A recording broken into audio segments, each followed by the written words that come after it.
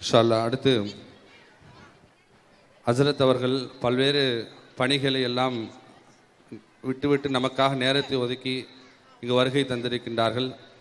தமிழ் மாநில பொதுச் செயலாளராக பணியாற்றி கொண்டிருக்கின்ற பல்வேறு மார்க்க சேவைகள் எல்லாம் செய்து வருகின்ற மௌலானா மௌலவி அல்ஹாஜ் டாக்டர் விஎஸ் அன்வர் பாஷா ஹசரத் அவர்கள் இப்பொழுது நமக்கு மத்தியில் ஓதுவோம் வாருங்கள் என்ற தலைப்பில் இன்ஷா அல்லாஹ் உரை நிகழ்த்துமாறும் அன்போடு கேட்டுக்கொள்ளப்படுகிறது.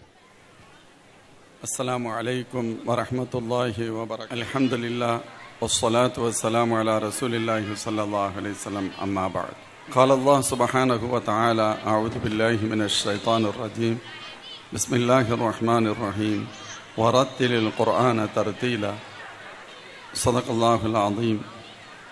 قال رسول الله صلى الله عليه وسلم من يرد الله به خيرا يفقهه في الدين أو كما قال سيدنا صلى الله عليه وسلم. அல்லாஹ்வின் பேரருளால் நமது ஷாம்ராக் மெட்ரிகுலேஷன் ஹையர் செகண்டரி ஸ்கூலுடைய ஃபங்க்ஷன், அதில் குறிப்பாக நமது பிள்ளைகள் குர்ஆன் ஷரீஃப் ஓதத் தொடங்கியதை பார்த்தோம். நமது பிள்ளைகளில் 5, 6, 7 ஜுஸுகள் மனனம் செய்த பிள்ளைகளுக்கு சர்டிஃபிகேட் வழங்கியதை பார்த்தோம். நம் பிள்ளைகள் கிராத் ஓதிய பல்வேறு நிகழ்வுகளை எல்லாம் தாங்கள் கண்டிருப்பீர்கள். இது பார்ப்பதற்கு ஒரு சராசரி 10ஓடு 11வது விழாவாக தெரிந்தாலும் இதனுடைய முக்கியத்துவம் நமது பிள்ளைகள் பெரியவர்களாக மாறி வளர்ந்து அவர்கள் வாலிப பருவத்தை அடைந்து மணமுடிக்கின்ற நேரம், பணி செய்கின்ற நேரம், இதனுடைய பிரதிபலிப்புகள் அவர்களுடைய வாழ்க்கையில் வெளிப்படுவதை பார்க்கின்ற பொழுதுதான் நாம் எவ்வளவு சரியான வேலையை செய்தோம் என்பது புரிய முடியும். இந்த உலகத்தில் அல்லாஹுடைய நியாமத்துகள், இறைவன் நமக்கு வழங்கிய அருட்கொடைகள் ஏராளம். நம் எல்லோரும் தெரிந்திருப்போம். எந்த அளவிற்கு எனில் அல்லாஹ் குர்ஆனில் சொல்வான், ஒயின் தவழ்து நியாமத்தல்லாஹ் லா துஹ்ஸூஹா, நான் உங்களுக்கு வழங்கிய அருட்கொடைகளை நீங்கள் கணக்கிட முற்பட்டால் அவைகள் கணக்குகளை தாண்டி செல்லும், கணக்குகளுக்குள் கட்டுப்படாது, கால்குலேட்டர்கள் செயலிழந்து விடும். அவ்வளவு நியாமத்துகள் இருக்கிறது. விரித்து சொல்வதற்குண்டான நேரம் அல்ல. நம்மை அல்லாஹ் படைத்திருப்பது, நமக்கு அங்க அவயங்களை தந்திருப்பது, அவைகள் சீராக இயங்குவது, நமது உடலில் எத்தனை கோடி நரம்புகள், அவைகளுடைய இயக்கம், ஒரு சிறு நரம்பில் ஒரு சின்ன ஒரு அழுத்தம் ஏற்பட்டு விட்டால் நமக்கு ஏற்படக்கூடிய பாதிப்புகள் எத்தனை இவைகளெல்லாம் நாம் அறிந்திருப்போம். அல்லாஹுடைய நியாமத்துகள், அருட்கொடைகள் ஏராளம். அதில் மிக முக்கியமான அருட்கொடை என்பது குழந்தை செல்வம். குழந்தை செல்வம் பெரிய அருட்கொடை. குழந்தை செல்வம் அருட்கொடை என்பது யாருக்கு தெரியும்? குழந்தை இல்லாதவர்களுக்கு தெரியும்.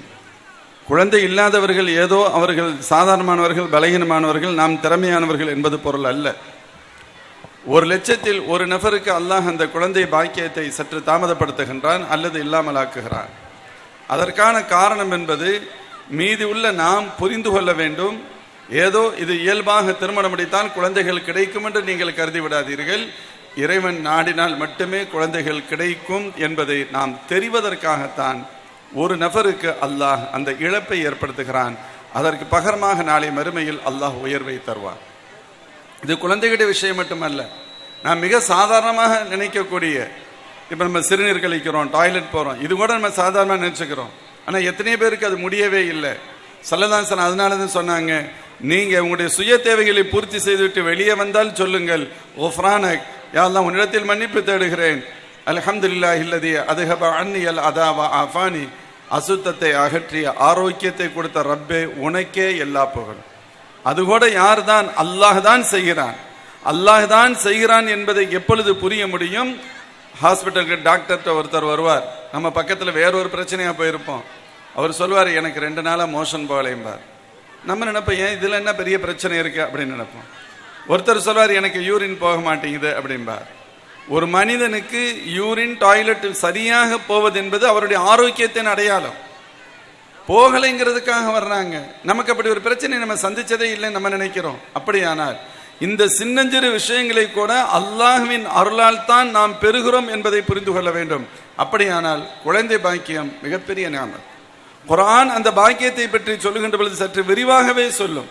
குர்ஆன் எதையும் ரொம்ப சுருக்கமா சொல்லக்கூடிய குர்ஆன் சில விஷயங்களை சற்று விரிவாக சொல்லும். லில்லாஹி முல்கு ஸமாவாதி வல் அர்த் யஹ்லுகு மா யஷா. வானம் பூமி ஆட்சி அதிகாரம் அல்லாஹ்விற்கே சொந்தம், அவன் நாடியதை படைக்கிறான்.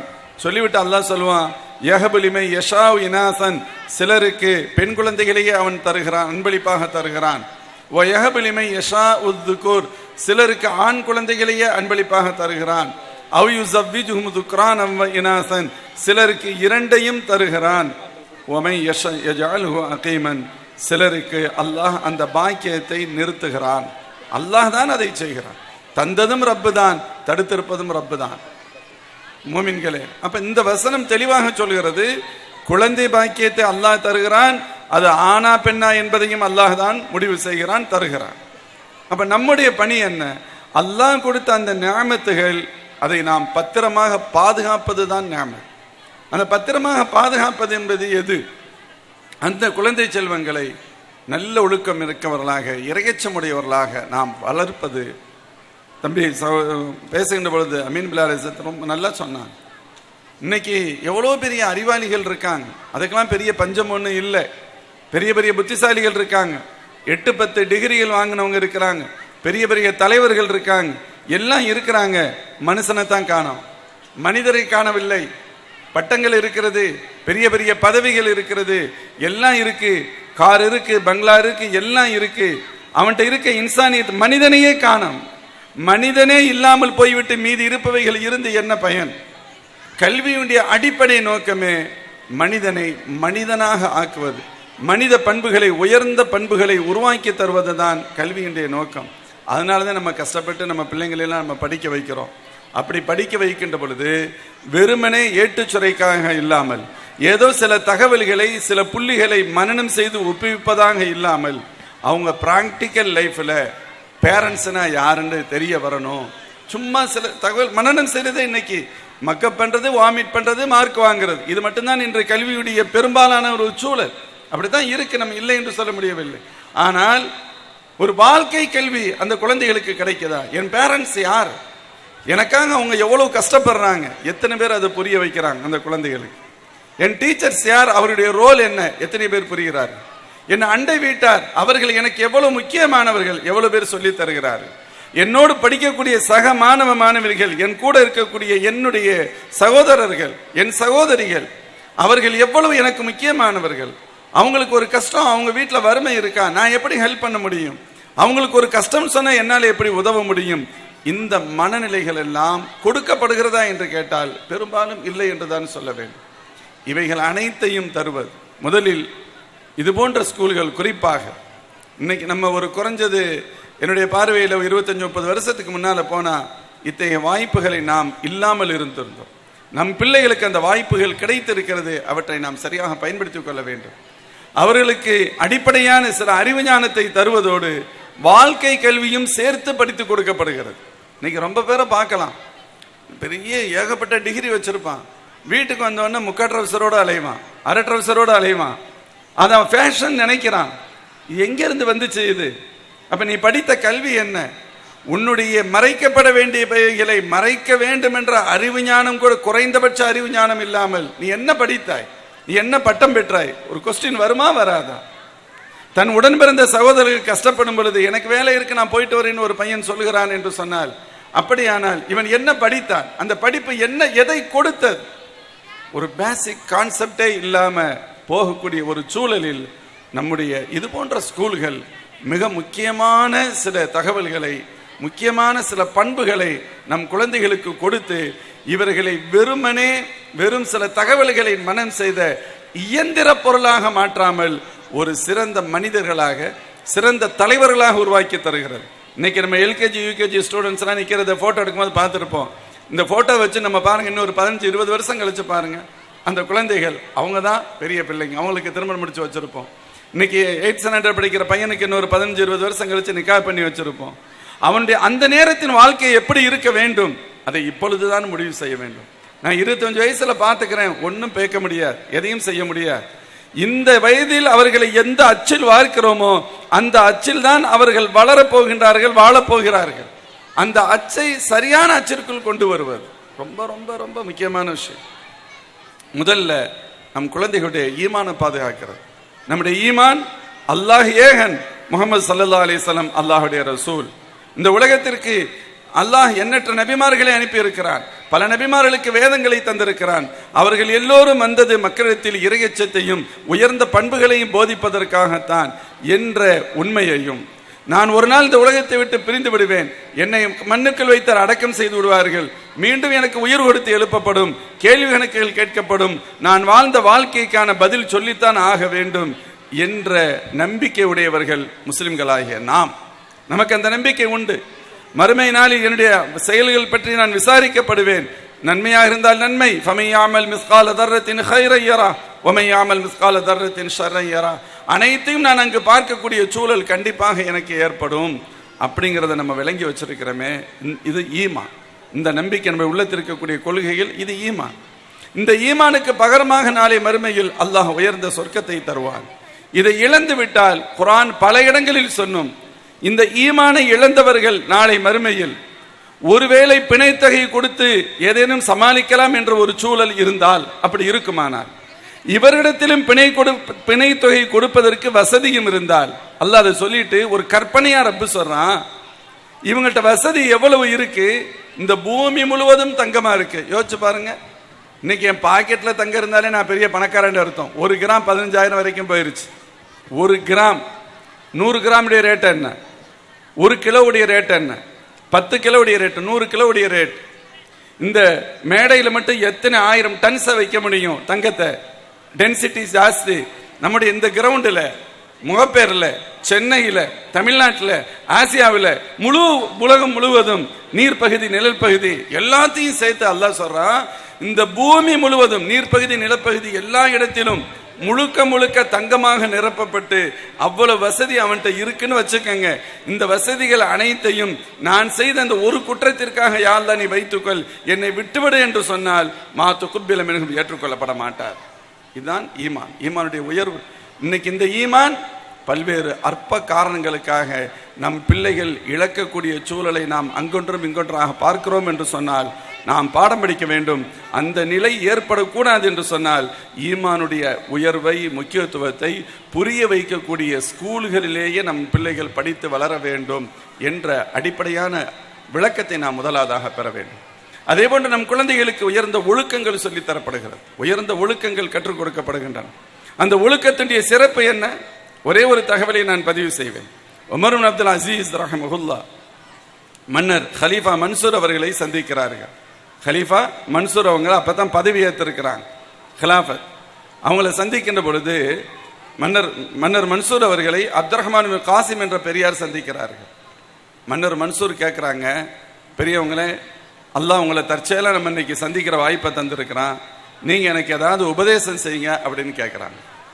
அதற்கு அப்துல் ரஹ்மான் இப்னு காசிம் ரஹ்மத்துல்லாஹ் சொல்றாங்க, நீங்க திடீர்னு கேட்குறீங்களே, நான் என்ன சொல்லட்டும்? ஏதேனும் பார்த்ததிலிருந்து சொல்லட்டுமா, கேட்டதிலிருந்து சொல்லட்டுமா என கேட்கிறார். ஹலீஃபா மன்சூர் சொல்கிறார், நீங்கள் பார்த்ததிலிருந்து ஏதேனும் கூட சொல்லுங்களேன் என சொல்கிறார். அஸ்ஸலாமு அலைக்குமா.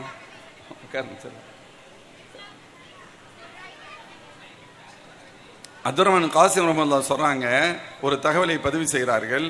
மன்னர் அவர்களே, நாங்கள் வாழ்ந்த காலத்தில் உமர் இப்னு அப்துல் அசீஸ்னு ஒரு பெரியவங்க இருந்தாங்க. அவங்களுக்கு 11 ஆண் பிள்ளைகளை அல்லாஹ் தந்திருந்தான். ஒரு நாள் இந்த உலகத்தை விட்டு பிரிந்து விட்டார்கள், இறந்து விட்டார்கள். வெறும் 18 தங்க காசுகள் மட்டுமே அவருடைய காசுகளாக இருந்துச்சு. அதுல 9 தங்க காசுகள் கஃபன் தஃபன் செலவுக்கு போயிருச்சு. மீதி 9 தங்க காசுகளை 11 அவர்களது ஆண் பிள்ளைகள் பகிர்ந்து கொண்டார்கள். அப்ப பெர் ஹெட்டுக்கு தலைக்கு எவ்வளவு வந்துச்சு? 1 காசு கூட இல்ல, தங்க காசு அதை விட கம்மி. சொல்லிட்டு சொன்னாங்க, இன்னொருவர் அதே போன்று ஹிஷாம் பின் அப்துல் மலிக்னு ஒரு பெரிய செல்வந்தர் கோடீஸ்வரர் இருந்தார். அவரும் ஒரு நாள் இறந்தார். அவருக்கும் 11 ஆண் பிள்ளைகள் இருந்துச்சு. அவருடைய கஃபன் தஃபன் செலவுவாக ஒவ்வொரு பிள்ளைகளுக்கும் 10 லட்சம் தங்க காசுகள் வராசத்து சொத்தாக கிடைத்தது. சொல்லிட்டு சொன்னாங்க, ஆனால் ஒரு நாளில் அல்லாஹுடைய பாதைக்கு உதவி செய்யுங்கள் என்று கோரிக்கை வைக்கப்பட்டது. அப்பொழுது உமர் இப்னு அப்துல் அசீஸ் ரஹ்மத்துல்லாஹ் அவருடைய பிள்ளைகளில் ஒருவர் 100 குதிரைகளை அன்பளிப்பாக கொடுப்பதை பார்த்தேன். அதே நாளில் இன்னொரு தெருவின் பார்த்த காட்சி என்னை அதிர்ச்சிக்குள்ளாக்கியது. ஹிஷாம் இப்னு அப்துல் மலிக்கிட ஒரு பையன் பிச்சை எடுத்து கொண்டிருந்ததையும் பார்த்தேன் என சொன்னார். சகோதரர்களே, கவனத்தில் கொள்ளணும். அதனால தான் எம்பெருமானார் ஸல்லல்லாஹு அலைஹி சொன்னாங்க, நம்ம எவ்வளவு பிள்ளைங்களுக்கு காசை வச்சுட்டு போறோம் அதெல்லாம் முக்கியம், அந்த பிள்ளைகளுக்கு எவ்வளவு ஒழுக்கத்தை தந்து விட்டு போகிறோம், அந்த குழந்தைகளை நாம் எத்தகைய பண்பாளர்களாக உருவாக்கி விட்டு செல்கிறோம், அதுதான் மிக முக்கியமானது. நாம் அவர்களுக்கு கொடுக்கின்ற உயர்ந்த பண்புகள், உயர்ந்த நல்லொழுக்கங்கள். அல்லாஹ்வின் திருத்தூதர் ஸல்லல்லாஹு அலைஹி சொல்லுவாங்க, நீங்கள் குழந்தைகளுக்கு செல்வங்களை நிறைய வழங்கலாம், நீங்கள் மாளிகைகளை விட்டு செல்லலாம், பெரிய பெரிய சொத்துக்களை விட்டு செல்லலாம், பெரிய பேங்க் பேலன்ஸை விட்டு செல்லலாம், பெரிய பெரிய கார்களை விட்டு எல்லாத்தையும் நீங்க விட்டு செல்லலாம், தப்பெல்லாம் ஒன்றும் இல்லை. ஆனால் மா நஹல வாலிதுன் வலதஹு நஹலதன் அஃதல மின் அதப், நீங்கள் உங்கள் குழந்தைகளுக்கு நல்லொழுக்கங்களை கற்றுக் கொடுத்து விட்டு செல்கிறீர்கள் என்று சொன்னால் அதை விட சிறந்த செல்வத்தை கொடுக்க முடியாது. நீங்கள் கொடுத்த மாளிகைகள் சிறந்தது தான், நீங்கள் கொடுத்த சொத்துக்கள் உயர்ந்தது தான், சந்தேகமில்லை. ஆனால் நல்லொழுக்கத்தை விட உயர்ந்ததா என்று கேட்டால் இல்லவே இல்லை. அதை விட சிறந்த செல்வத்தை கொடுக்க முடியாது. இன்று எத்தனையோ கோடீஸ்வரர்கள் தங்கள் பிள்ளைகளிடத்தில் அந்த நல்லொழுக்கத்தை கொடுக்க முடியாமல் போனதால் எவ்வளவு பெரிய துன்பங்களை சந்திக்கிறார்கள் என்பதும், எத்தனையோ ஏழைகள் தன் பிள்ளைகளிடத்தில் நல்லொழுக்கத்தை கொடுத்ததால் அவர்கள் எவ்வளவு பெரிய நிம்மதியும் சந்தோஷத்தையும் அடைகிறார்கள் என்பதையும் நம்முடைய பிராக்டிக்கல் லைஃப்ல நம்ம பார்த்துக்கிட்டு இருக்கோம். அல்ஹம்துலில்லாஹ், அத்தகைய இறையச்சமுடையவர்களாக, ஈமான் நிறைந்தவர்களாக, இறையச்சம் நிறைந்தவர்களாக, நல்ல பண்புகள் நிறைந்த ஒரு சமுதாயத்தை, ஒரு அடுத்த தலைமுறையை, அடுத்த கட்ட தலைவர்களை உருவாக்கக்கூடிய மிகப்பெரிய பணிதான் இது போன்ற ஸ்கூல்களின் பணி. இன்னைக்கு விளையாட்டு பிள்ளைகளாக விளையாண்டுகிட்டு இருக்கக்கூடிய பிள்ளைகளை பார்க்கிறோம். 25 வருடத்திற்கு பின்பு தெரியும், இவர்கள் பலர் மிகச்சிறந்த அதிகாரிகளாக இருப்பார்கள், சிறந்த ஆட்சியாளராக இருப்பார்கள், மிக உயர்ந்த நிலையில் இருப்பார்கள். இந்த சமூகத்திற்கு நாம் ஏதோ வளர்த்து விட்டு செல்லவில்லை, ஒரு சிறந்த தலைமுறையை, தலைவர்களை உருவாக்கி தருகின்றோம் என்ற உணர்வோடு நாம் இது போன்ற ஸ்கூல்களை பயன்படுத்திக் கொள்ள வேண்டும். எல்லாம் அல்ல அல்லாஹ் அத்தகைய தௌஃபீக்கை நம் அனைவருக்கும் வழங்குவானாக.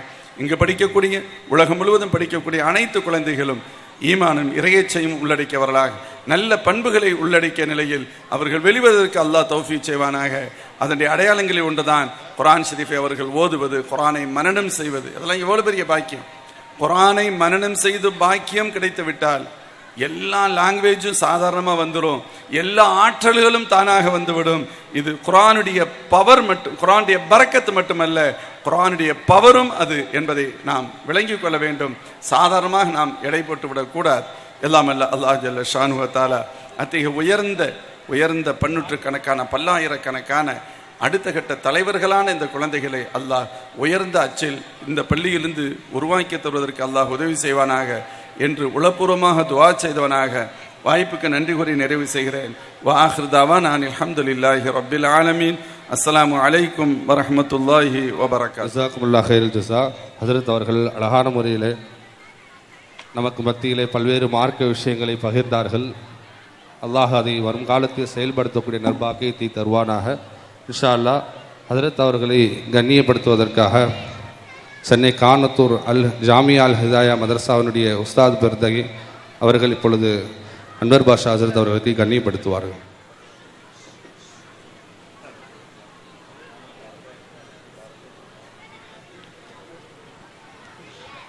ஜஸாக்குமுல்லாஹ்.